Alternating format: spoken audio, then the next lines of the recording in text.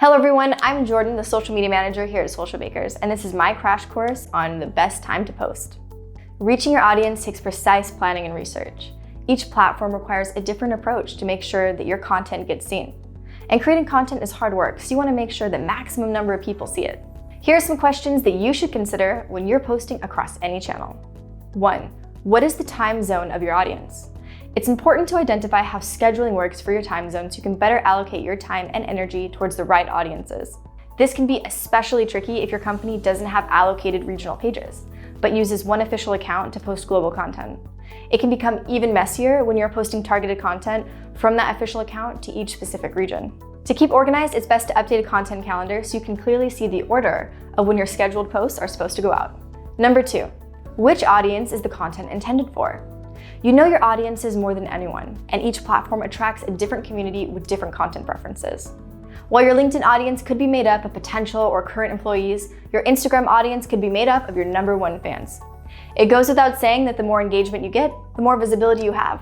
Of course, this is a lot easier said than done, which is why it's important to measure and benchmark your best performing content.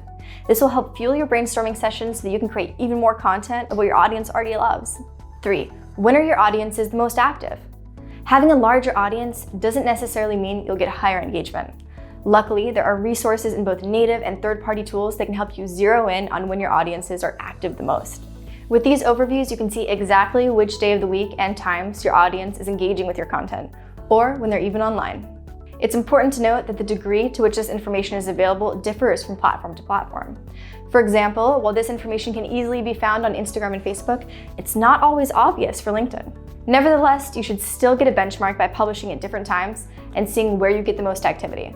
An easy way to start would be comparing content published on the weekends versus the weekdays. Now let's talk about the best time to post on Facebook. It's becoming increasingly difficult to break through the crowded news feed, especially when it comes to organic content. But don't worry, we'll walk you through a few little tricks that'll help you get your content seen.